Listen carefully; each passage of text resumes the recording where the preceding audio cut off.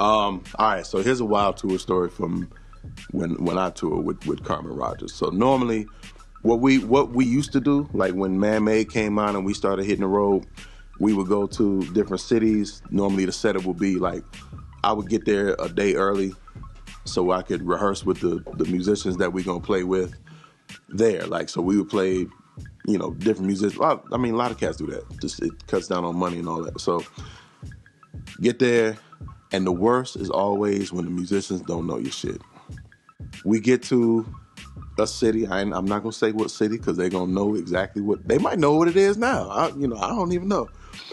And it's funny because normally, like when we would do that, I would always collect the artist's information. So like the player's information, just in case we come back, something may happen to where you have an emergency. Like, yo, let me call up so and so. We need guitar, or let me call up so and so. Maybe they can find me a keyboard while I'm here.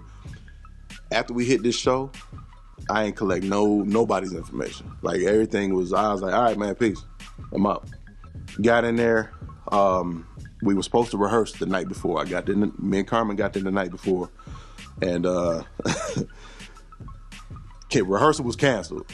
It was moved now to sound check. I was like, okay. I mean, we got a decent amount of music and we got some shit we kind of need to coast through, but if y'all got it. And like these cats were highly recommended. They play for so and so and they play for so and so, and I'm like, okay, that's great, but they probably know their stuff.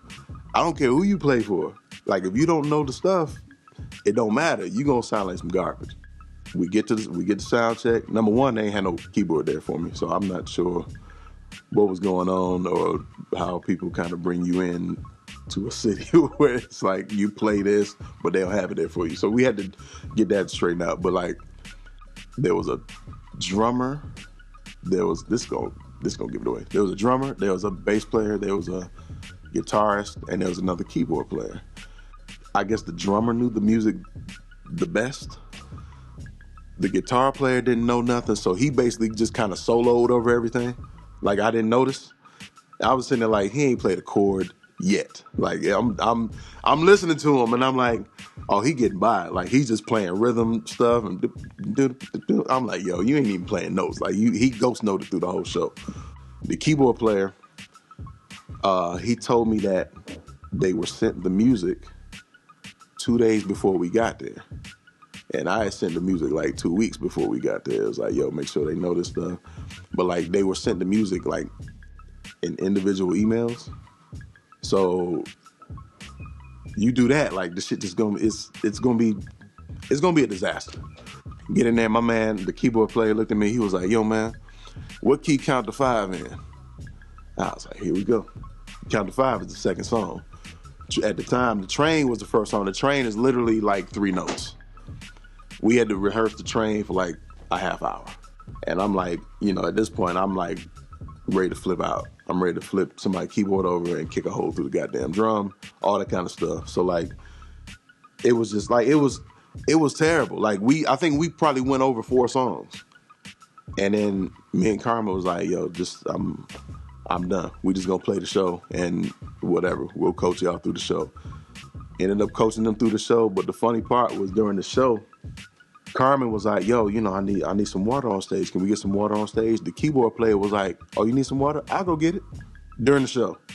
Walks off stage, goes get Carmen some water, and we sitting there like, I'm like, okay, you walking off stage because you don't know no music. Like, you don't know shit. So he came back with some water, and I'm sitting there telling him like, yo, you can stay off stage. This is why now, when you see us live, you see the same people, because I will put up extra money to make sure that I have my band there, and we know the set.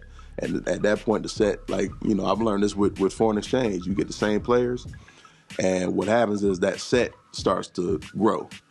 And you come to Chicago and you've done something that you didn't do in Detroit the night before, and then that kind of stays in the set. And then you go to the next city and build some more. Or, you know what I mean? You call different audibles because you're reading the crowd.